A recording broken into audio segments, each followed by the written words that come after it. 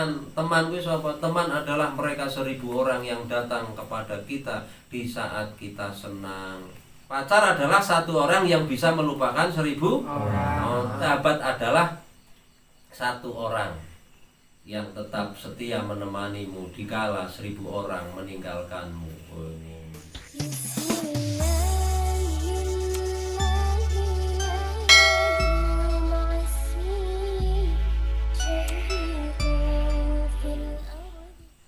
Nah, sebagaimana kalau wingi teng pertemuan minggu yang lalu kita menika dipun ajak sajroning ngayahi urip menika supados mbangun berbagai kabajikan-kabajikan. Salah satu kabajikan yang perlu dibangun menika membangun cara berpikir. Karena kemarin juga sudah disinggung bahwa berpikir atau pikiran itu merupakan induk dari perilaku seseorang. Jadi seseorang itu berperilaku seperti apa itu sangat tergantung bagaimana ia berpikir. Kemarin ngoten nggih. Nah, malam ini kula badhe hadirkan cara berpikir yang positif juga. Cara membangun berpikir yang positif. Berpikir itu kan bebas. Mau positif mau negatif bebas saja berpikir itu. Cuma berpikir yang positif itu perintah, sedangkan berpikir yang negatif itu larangan.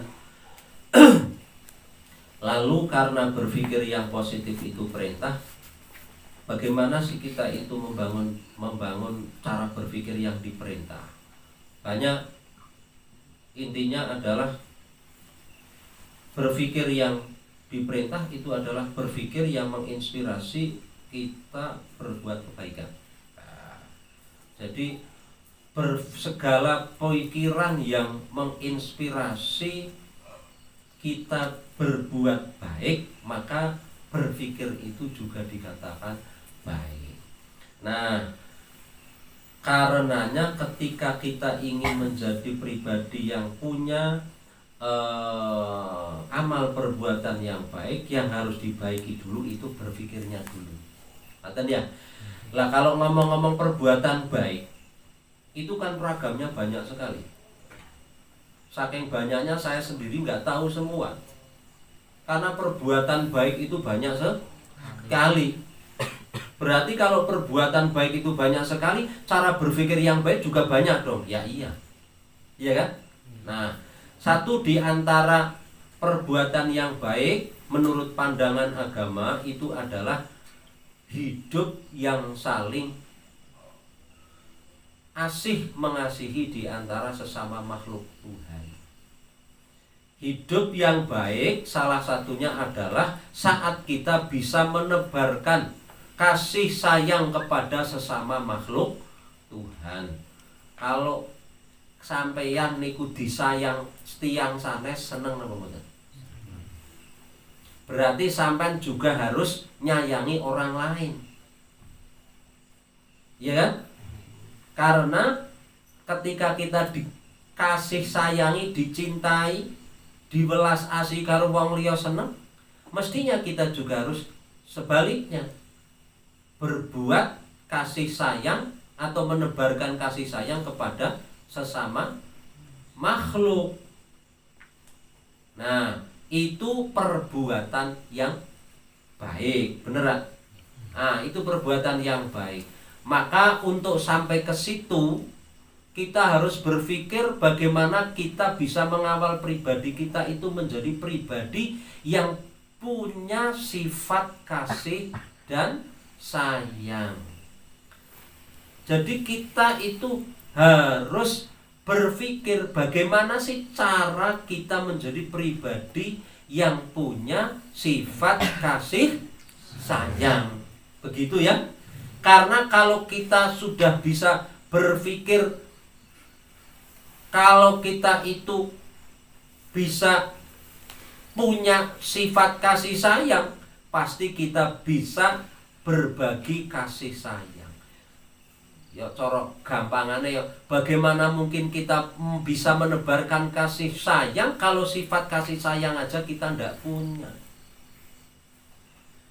Kalau Allah itu adalah Maha Rahman Maha Rahim, itu karena memang Allah niku Rahman Rahim. Kalau Allah itu kepada makhluknya selalu mengasihi dan menyayangi, karena memang Allah itu punya sifat kasih dan sayang. Kalau Allah nggak punya sifat Rahman Rahim, tidak mungkin Allah itu bisa mengasihi dan menyayangi makhluknya. Maka analoginya, bagaimana kita bisa berkasih sayang, bisa menebarkan kasih sayang kepada sesama, kalau di dalam diri kita itu tidak terdapat sifat kasih sayang atau sifat Rahman dan Rahim.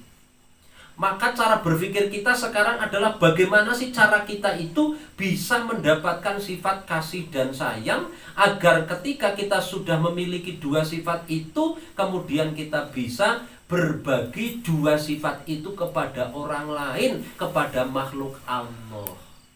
Begitu ya. Nah, cara berpikirnya sederhana saja kawan. Nek dhewe disayangi, dikasihi kok seneng, berbuatlah kasih dan sayang kepada orang lain.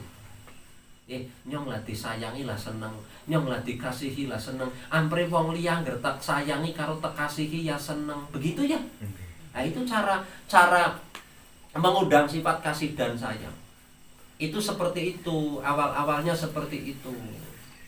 Sebab satu itu. Yang kedua, kita coba menggali dari tuntunan. Apa ada motivasi dari tuntunan agama terkait dengan bagaimana kita memotivisir diri kita masing-masing untuk bisa menjadi orang yang memiliki sifat Rahman dan Rahim. Nah, coba kita korek sedikit, ada nggak tuntunannya? Nah, pertama, barangkali ini bisa memotivasi kita. Dalam satu statementnya Rasulullah menyatakan la yadkhulul jannata illa man rahima. Tidak akan masuk surga seseorang kecuali orang yang punya sifat kasih sayang. Jadi ana wong niku ngayahi urip belas ora duwe sifat welas, ora duwe sifat sayang karo makhluke Gusti Allah, wong niku mboten badhe bakal mlebet swarga. Senajan sugih, senajan duwe pangkat dhuwur, senajan duwe pengaruh banyak, senajan duwe kekayaan banyak, senajan koncone wakeh, mboten saged mlebu swarga selama dheweke niki mboten nggadhahi sifat rahim, selama piyambake niki mboten saged berbelas kasih kepada sesama makhluk Allah. Lah ini mudah-mudahan menjadi sebuah motivasi. Berarti nyong ora bisa mlebu swarga nek nyong ora duwe sifat welas alisih karo sesama menungso. Iya. Makanya Nabi sampai menyatakan bahwa orang pandai yang tidak punya sifat rahim itu masih mendingan orang bodoh tapi yang punya sifat rahim.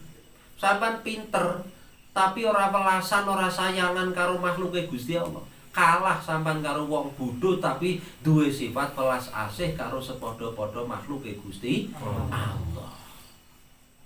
Maksud ya? Lah nek saged ya pinter tur welas asihan karo sesama makhluke Gusti Allah. Wes, iku diantarane yang pertama. Yang kedua, Ar-Rahimu man yarhamuhumur Rahman farhamu man fil ard yarhamukum man fis sama. Sing jenenge wong sing welas asih niku wong sing bakal diwelasi karo Kang Maha welas asih, yaitu Allah. Ana wong niku kok welas asihan bisa menebarkan kasih sayang karo sepadha makhluke Allah, wong iku bakal diwelasi karo Ar-Rahim, Ar-Rahman, Allah Kang Maha Rahman, Kang Maha Rahim. Maka itu kata Nabi, farhamu man fil ard yarhamukum man fis sama. Karenanya tebarkan kasih sayang kepada semua makhluk yang di bumi, niscaya semua yang di langit akan menyayangi kalian. Kepengin mboten disayangi Allah.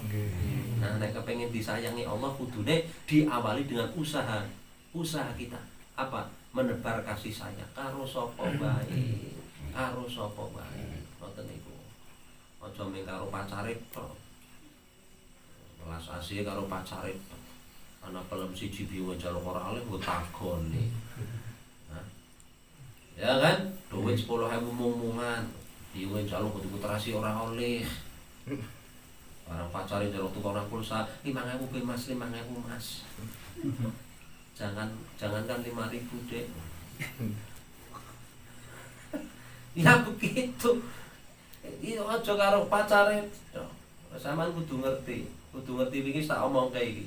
Sampeyan kudu bisa ngerti bedane pacar, kanca karo sahabat.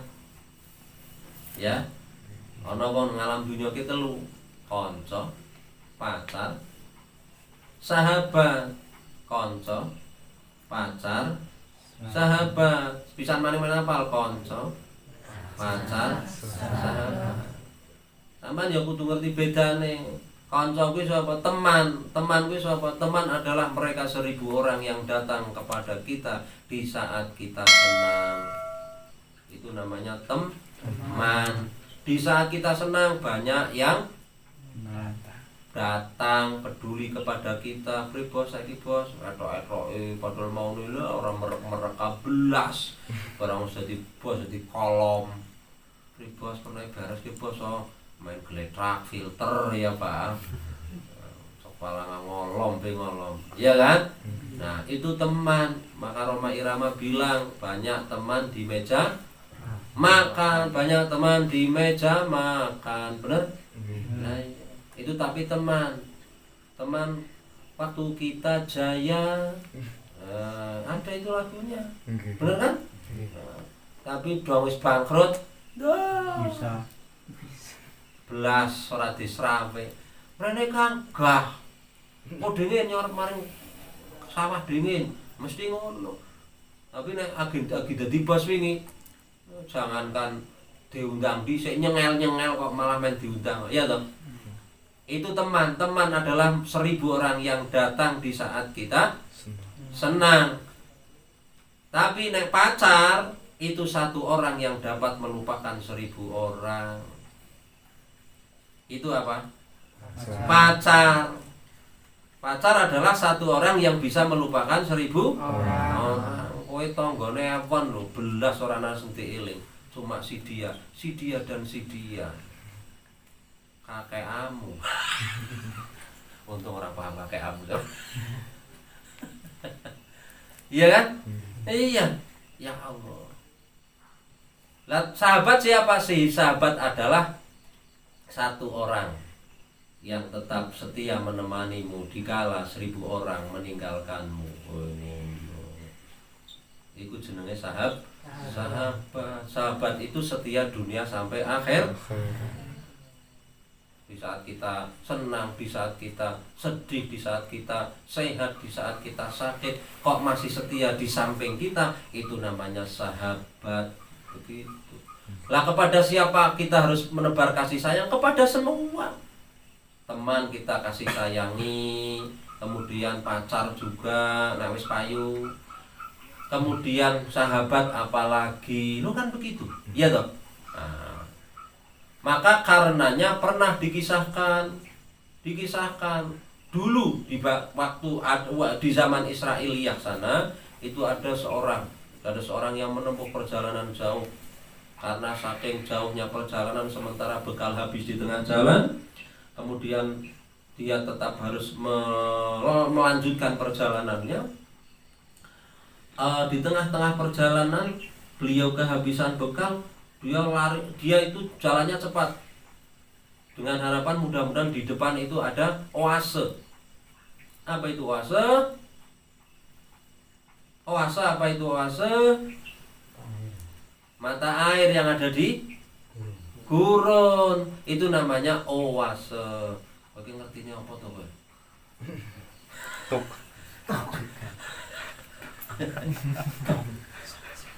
Harapannya begitu. Tidak lama berselang betul saja Di tengah-tengah padang pasir itu ada oase berupa sumur. Nah, ada sumur. Dia lari-lari tuh. Lari-lari karena melihat ada sumur. Nah, setelah itu dia bergumam dalam hati, pasti di sana itu ada air nih. Nah, kebetulan saya kehausan betul. Enggak taunya setelah sampai di sumur itu, tidak jauh dari dia berada itu ada anjing yang juga bernasib sama dengan dia. Kehausan. Nah, kok ngerti kehausan? Melet-melet. Asune melet-melet. Nggak berapa lama dia kasihan. Nah, terus akhirnya dia turun ke sumur. Jadi sumurnya nggak kayak sini, nggak pakai timba. Jadi ada jalan menuju ke sana pakai jalan kaki gitu. Nah, dicopotlah sepatu dia, kemudian diisi dengan air, dibawa ke atas, kemudian diminumkan ke si anjing yang kehausan tadi. Karena perilaku seorang musafir yang kayak gini terhadap anjing, maka Allah memberi anugerah dan mengampuni dosanya orang ini. Kasih sayang kepada sesama makhluk, walaupun itu hewan, anjing pisan, Allah berkenan menganugerahkan kepada yang menebar kasih sayang. Allah juga berkenan mengampuni kepada orang yang menebar kasih sayang walaupun kepada anjing. Apalagi kalau penebaran kasih sayang kita lakukan kepada sesama manusia. Lalu ketika Rasul bercerita ini, Rasul ditanya sama sahabat, Rasulullah, apa kita ini para sahabat dan umat Islam, jikalau berbuat baik kepada hewan, kita akan mendapati pahala dan anugerah seperti cerita dalam Bani Israel itu? Kata Nabi, di dalam penebaran kasih sayang yang kita berikan kepada seluruh makhluk Allah yang punya jantung yang masih basah, maka di sana penebaran kasih sayang kita akan menuai anugerah dan pahala serta ampunan dari Allah. Pokoknya selama dhewek niku belas kasih karo makhluke Allah sing egen urip, tetap kita akan mendapati anugerah, ampunan dan pahala dari sisinya.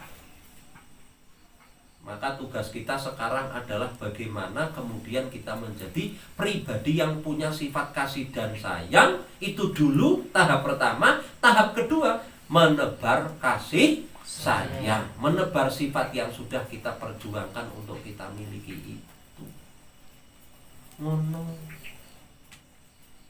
Lah orang yang kasih dan sayang itu apa? Orang yang mengasihi dan menyayangi dirinya sendiri dok? Tidak. Ar-Rahimah man laisa rahima nafsahu walakinir rahima man rahima nafsahu wa ghairahu. Jadi dikatakan orang pengasih dan penyayang itu bukan orang yang hanya mencintai, orang yang hanya menyayangi dan mengasihi dirinya sendiri. Tapi orang yang dikatakan pengasih dan penyayang adalah orang yang mengasihi dan menyayangi dirinya sendiri dan mengasihi juga menyayangi kepada orang lain. Lalu kapan dan bagaimana orang itu dikatakan mengasihi dirinya sendiri dan mengasihi orang lain? Yang pertama, kalau orang itu dikatakan mengasihi dirinya sendiri, itu artinya dia akan menjaga dirinya sendiri dari murka Tuhan. Dengan cara dia terus berbuat kebaikan dan menjauhi segala yang dilarang. Kula sampean kabeh kok berbuat baik dengan cara menjalani perintah Tuhan dan menjauhi larangannya, menjalankan perintah pemerintah dan meninggalkan larangan pemerintah, itu berarti kita berbuat kasih dan sayang terhadap diri sendiri. Sebaliknya, kalau kita berbuat perbuatan yang mengundang murka Tuhan, contohnya kita mengabaikan perintahnya, kemudian kita menganggap enteng larangannya, berarti kita tidak kasih dan sayang terhadap diri sendiri. Kenapa? Karena diri kita sendiri dengan kita berbuat melanggar yang dilarang Tuhan, mengabaikan yang diperintahkan oleh Tuhan, berarti sama juga kita menceburkan diri pribadi kita ke jurang-jurang murka Tuhan, ke jurang-jurang siksa Tuhan. Apa kita bisa dikatakan orang yang mengasihi diri kita sendiri? Kalau kita melukai diri sendiri, kalau kita menyiksa diri sendiri, apa kita bisa dikatakan orang yang mengasihi diri sendiri? Tentu jawabannya adalah tidak. Pertama. Yang kedua, kapan orang itu dikatakan bisa menyayangi dan mengasihi kepada orang lain atau makhluk Allah yang lain? Yaitu di saat kita tidak menyakitinya. Ada orang lain di luar kita, kemudian orang lain di luar kita, kita tidak menyakitinya, kita tunaikan hak-haknya, kita jaga kehormatannya. Itu berarti kita menebarkan kasih sayang kepada orang lain. Atau di dalam satu hadis riwayat Imam Ali karramallahu wajhah, Nabi menyatakan ada 4 hak di antara sesama muslim. Yang pertama adalah menolong. Yang kedua, mendoakan, memintakan ampun atas dosanya kepada Allah. Yang ketiga, membesuk ketika ia sakit. Yang keempat, mengasihi dan menyayangi. Jadi kalau kita berbuat yang menyakiti kepada sesama muslim, itu berarti sama juga kita tidak menunaikan hak muslim alal muslim. Ini dosa. Nah, itulah yang dinamakan orang yang mengasihi kepada sesama. Yaitu kita tidak menyakitinya, kita mendoakannya, kita menolongnya, kita memintakan ampun kepadanya, kita menyayangi dan mengasihinya. Itu namanya kita berbuat baik kepada orang lain. Jika hidup kita sudah bisa seperti itu, ini berarti kita sudah berbuat baik kepada sesama. Jika ini yang kita lakukan, Allah akan berbuat baik kepada kita. Orang yang menyayangi kepada makhluk pasti akan disayangi oleh Sang Khalik. Orang yang memaafkan kepada sesama pasti akan termaafkan. Begitu kira-kira.